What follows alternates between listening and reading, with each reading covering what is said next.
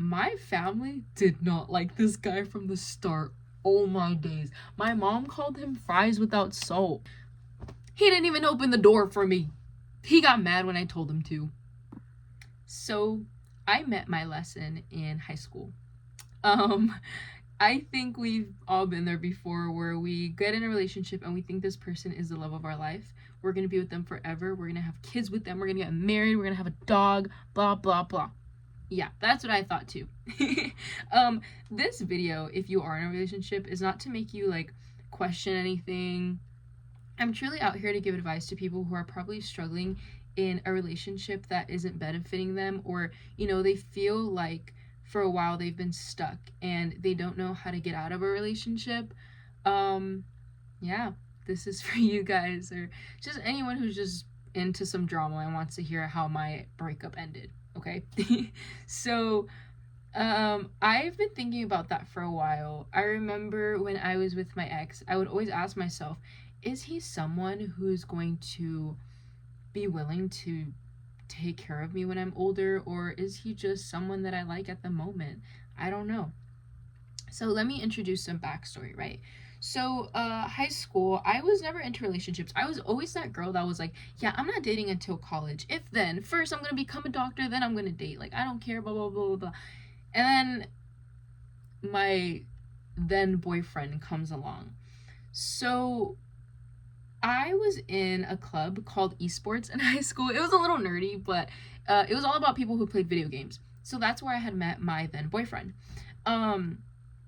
He was really nice. I mean, I guess as a high schooler, you don't really see too many red flags. I mean, I feel like you don't even know what that word means. So I thought he was cute and smart, and that was enough for me. Okay, high school and dress standards were not that high. Anyways, he asked me to be his girlfriend on the beach. It was beautiful. It was perfect for, again, being in high school. And, beginnings of relationships are always a beautiful thing. You get to know the person. You feel like you have so much to talk about. And you're just having a great time with this person. Now, with this relationship in particular, I use this word specifically because I feel like it's the only thing to capture what we had. Before my relationship went south, it was great. I mean, we bonded over random things. Me and him would call every single day, which is, side note, one thing that I feel like really contributed to our breakup was calling every day and not giving each other space or letting ourselves be individuals without being annoyed with each other. So, for an example, before I talk about the other thing, we would call each other every day. And I feel like when you call someone every day, you know what's going on in their life 24/7. Like, you call them and they talk about their entire week, and then you call them the next day and there's not really much to talk about because they already told you everything, like they're gonna say, I woke up today. Anyways, so after that whole thing, my relationship started becoming really lustful. It was like this is crazy because I never had sex with the guy, but sexual things were involved, and it was like that was becoming the foundation of our relationship, which you can only imagine is gross and weird. I started resenting that type of stuff. It came to a point where whenever he sent me good morning, I'd be disgusted. Like, I was emotionally clocked out because I felt like every time I saw him, I needed to show him a part of myself or provide for him in some sort of way, and that's just completely uncomfortable. So yeah, that had happened, and I remember crying so much to my friends and my mom and my family. My family did not like this guy from the start. Oh my days. My mom called him fries without salt. Oh my god. Okay, my eyes get watery sometimes. I swear it's not because of this. I just don't know why. Anywho, fries without salt. Can you imagine? Like, that was so crazy. But anyways, the reason they said that, there's like, we're just getting this vibe from him. We don't know what it is. Listen to, okay, wait. This is where it gets complicated. Because obviously, if you love someone, the opinions of other people shouldn't like affect your love for them. But at the same time, you should kind of take people's like opinions with a grain of salt. Do you get what I mean? Like, for example, let's say I'm like super in love with someone, right? And my mom was like, this person's not for you, blah, blah, blah. But like, this person is genuinely benefiting me and I absolutely love them and they love me. But my mom, because of her own biases, don't like them. I feel like that's completely different than like this person actually like harming me emotionally, but I'm too blind to see it because I'm so in love. But my mom is like, this guy's not good for you. And I know that. You know what I mean? That's where it gets like complicated. But anyways, but yeah, and all in all, I ended up going to his college, which was like a 2-hour bus ride, and breaking up with him in person because I was so fed up. So, how did I go from being blindsided to crying on the bathroom floor wanting to call this dude after a breakup to going to his college and now being completely fine? What happens, right? If you're in this situation, I understand you completely. It's hard to get out. It's hard to tell someone you don't want to be with them anymore. I mean, you built this connection with someone that you feel like you're never going to find again. You have this fear of being lonely.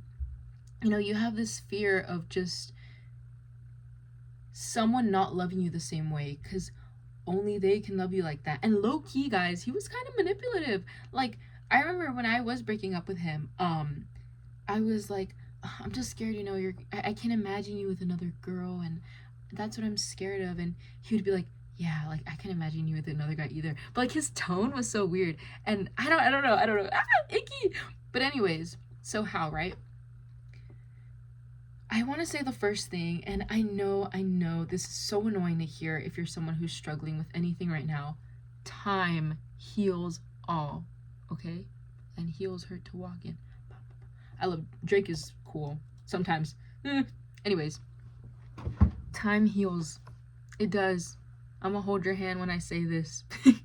It really does heal. I did a few things that I regret, and they're not as painful now because I've taken some time to reflect, and I've taken some time to allow time to heal me. Does that make sense? But it really does. Like, I can talk about him freely, but if I talked about him freshman year of college, I would be absolutely breaking down. Time heals and you'll be okay. I think loving yourself and saying no, I don't want this, is so much more mature than staying in a relationship or staying with someone who's just causing you harm every single day. One thing I learned is if you feel it once, that's a sign. But it's not like the biggest red flag. Feel it twice, it's concerning. Feel it multiple times, you have to do something about it. What I mean by that is by the 3rd month, again, as our relationship was getting more sexual and more of the flesh, I wasn't feeling anymore. Month 6, I was completely checked out. And I was like, I need to do something about this. I would journal every day. I would tell this man my boundaries, and he would not follow them, you know? And it's things like that that no one deserves. And again, if you're hearing this and you feel like you're trapped in a relationship, I'm going to tell you bluntly, the only person that can get you out of this situation is you. And you have to make that decision to do it and say no and say yes to yourself. If you've never before, it can be awkward. Like, choosing yourself over someone else, it feels selfish, but it's going to be one of the best decisions you've ever made. So, is he a lesson or soulmate, right? Going back to that question. Personally, I don't think a soulmate will have you crying almost every day. I don't think a soulmate will have you questioning if they love you or not. I'm not going to say that your person will be perfect. No one's perfect. Like, you'll definitely have doubts in your relationship, which is okay. Because I feel like sometimes doubts make you try harder and you care. Does that make sense? Okay, like, let's say someone's 100% confident in their relationship. My boyfriend never tried to cheat on me, blah, blah, blah, blah. Like, that's cool. But I feel like relationships where every once in a while, the guy or girl is like, does my boyfriend love me? And I think it's so healthy to have those conversations, you know, like, babe, like, do you love me? Like, I know that's silly, but blah blah blah. And then having them tell you, you know, and getting that reassurance every once in a while, it's nice. Like, yeah, babe, I love you, blah blah blah. And obviously actions speak louder than words, but I feel like that doubt can make the relationship go stronger. Same with arguments, you know, you argue with people, it's how you make up that builds that relationship even more. And I think that's awesome. Um yeah. So I think a big thing to do too that I'm gonna start doing, I haven't done it yet, is having gratitude for people who've done you right, but also for people who've done you wrong.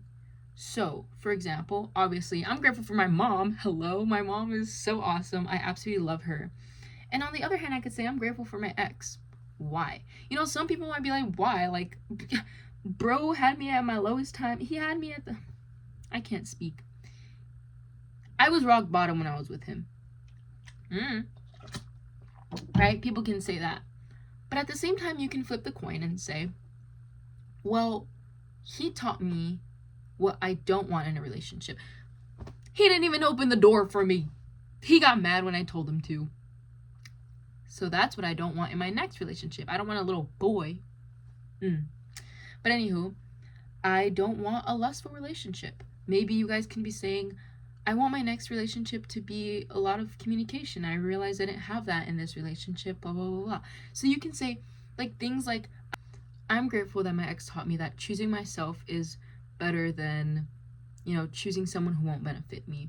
I'm grateful to my 7th grade bully for showing me how resilient I am and how I can get through anything. Just little things like that, you know, and I feel like that really helps. And it's really healing. Like, just putting your feelings towards someone who's done you harm, but like in a good way. I just think that's really awesome. I mean, lessons I've learned from that relationship. I was in a sermon. And if you guys don't know what that is, it's basically like an English preaching at an English church. I barely learned that. And the pastor was talking about how to not rush God's timing, which I think is absolutely correct and absolutely beautiful. Because if you rush God's timing, you're going to receive heartbreak. You're going to receive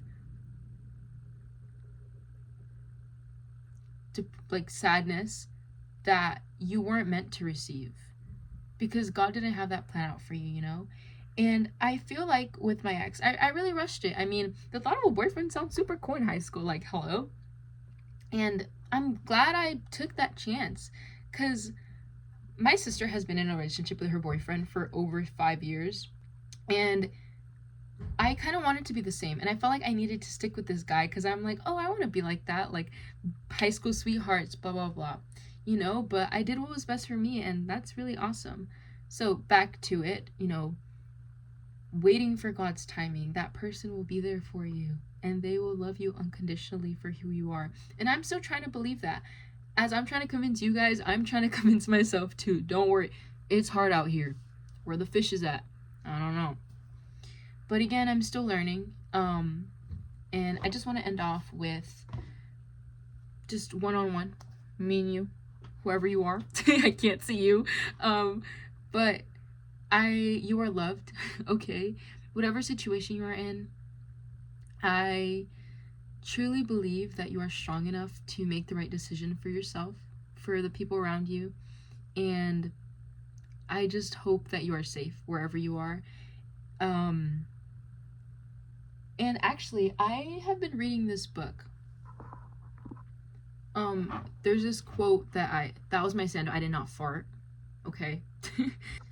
There's this quote I absolutely love by Melody Beadle that states, often when we feel like life has turned on us, we respond by turning on ourselves. But turning on ourselves doesn't help. In fact, it can compound the situation, make it 10 times worse. We already have so many things in our life that are hard. Financial situations, relationships, personal problems, school. So the only person at the end of the day we have to rely on is ourselves. And why are we going to beat ourselves up, you know, when we're all that we have? at the end of the day. When you're in your bed, in your room, staring at the mirror, it's just you. Only you know who you are. Only you know what you deal with. And that's beautiful. Because if someone tells you you're one thing, you're like, no, I'm not, because I know myself enough to not believe that. And I love myself enough to not believe that.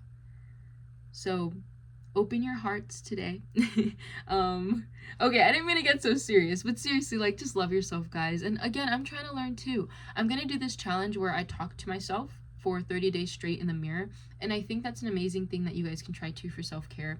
I'll make a video on it for sure, just to document how that month went. But yeah, I hope you guys have an amazing day, wherever you are. Peace.